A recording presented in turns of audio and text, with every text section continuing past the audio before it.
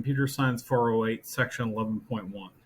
In CS 407, we dealt with something called initial value problems for ordinary differential equations. But now we're going to look at another type of numerical problem involving ordinary differential equations. These are boundary value problems.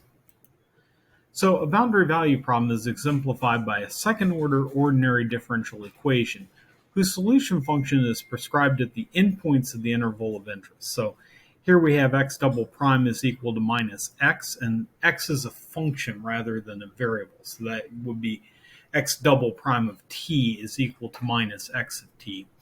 And x at 0 is equal to 1, and x at pi over 2 is equal to minus 3. So here we have a differential equation whose solution involves two arbitrary parameters. To specify a particular solution, we need to give these two conditions. If this were an initial value problem, we would give x and x0 specified at some initial point. However, we're given 2 points of the form t, x, t, through which the solution curve passes. So here the solution curve passes through 0, 1, and pi over 2, comma, minus 3. So solving this example, this particular example has a nice closed form solution. And the general solution for this type of equation where x double prime of t is equal to minus x of t is x of t is equal to c1 times sine of t plus c2 times cosine of t. And you can go and verify that the second derivative of c1 sine of t plus c2 cosine of t is equal to minus c1 sine t minus c2 cosine t. So in this case, the two conditions are known as the boundary values, and we can use those to determine that C1 is equal to minus 3 and C2 is equal to 1. In particular, we would have C1 times sine of 0 plus C2 times cosine of 0 is equal to 1, which sine of 0 is 0 and cosine of 0 is 1. So we would have C2 is equal to 1. And the second condition would tell us C1 times sine of pi over 2 plus c2 times cosine of pi over 2 is equal to minus 3, which would be c1 times 1 plus c2 times 0 is equal to minus 3, and tells us c1 is equal to minus 3. Now, it's awesome that we got a solution, but things don't always work out perfectly. What if we have a similar problem in which we're unable to determine the general solution, or the specific points don't lead us to a specific solution? So a more general problem here is x double prime of t is equal to some function of t, x of t, and x prime of t. And we have x at a is equal to alpha, and x at b is equal to beta. A step-by-step numerical solution of this problem requires two initial conditions due to the second-order derivative. However, we only have one condition present at t is equal to a. So this and the second condition makes the problem more difficult because we have what it needs to be at the end point.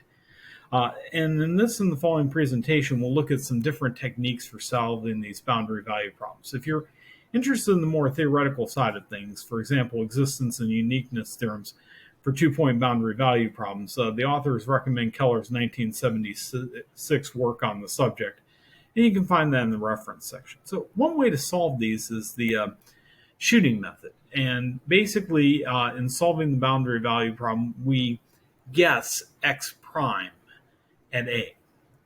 Because we only know x at a, we guess what x prime at a is. We carry out the solution of the resulting initial value problem as far as b.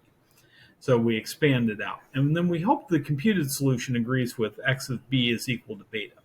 If it doesn't agree, we go back and modify our guess for x prime of a. And there are systematic ways of utilizing this information, and the resulting method is known by the nickname shooting. If we assign a real value z to the missing initial condition, then x prime of a is equal to z, then the initial value problem can be solved numerically. Repeating this procedure until we hit the target may be a good method, particularly if we can learn something about the solution from the various trials that we go through. And by the way, I've got Andy Blumenthal up here. If you encounter a freshman in your academic travels, please let them know the shooting method was created by Andy Blumenthal, who wanted a numerical method that was named in Pigeon. It's actually not, but let the freshman know that it is.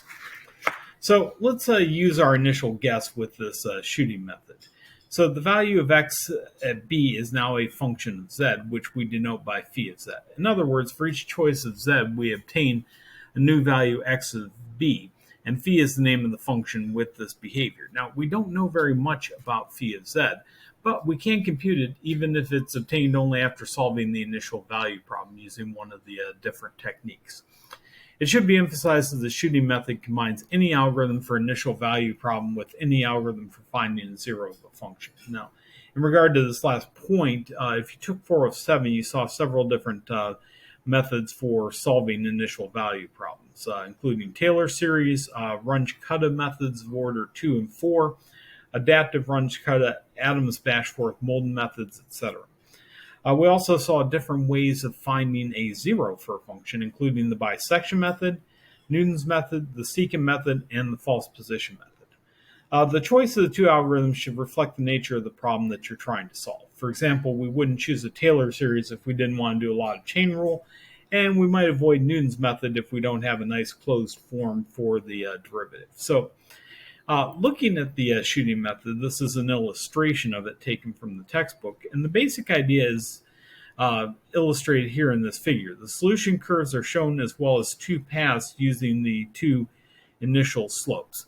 The goal is to keep adjusting the initial in order to reach that point beta, where x of b is equal to beta. The first attempt we go high, the second attempt we go low, and we would in some way regress to a curve that was in the middle, and we would get to that beta value. So obviously we need to adjust z until we find a value for which phi of z is equal to beta. One way to do this is to use linear interpolation between phi of z1 and phi of z2, where z1 and z2 are guesses for the initial condition x prime of a. That is, so given two values of phi, we pretend that phi is a linear function, determine an appropriate value of z based on the hypothesis. Now, it might not be linear, but let's just run with it, and at worst, we end up doing some extra work. Sketch of the value of z versus phi of z might look like the figure shown here, as well as how we calculate z3 based on the previous two values. The calculation that we use in the equation that you see here is based on the secant method for finding a zero of phi of z minus beta. So algorithmically, we solve the initial value problem from t is equal to a to t is equal to b, letting the value of the solution of b be denoted by phi of z. We do this twice with different values of z, say z1, z2, and compute phi of z1 and phi of z2. We now calculate a new z called z3 by using the equation 2, which is that secant method, and then compute phi of z3 by again solving the initial value problem. Then from there we go and obtain z4 from z2 and z3 in the same way, and so on. And we monitor the value of phi of z sub n plus 1 minus beta to see whether that's decreasing and whether we're making progress. When the difference between those two is satisfactorily small, we stop, and this process is called a shooting method. Shooting method can be pretty time-consuming if each step of the associated initial value problem involves a small value for the step size h.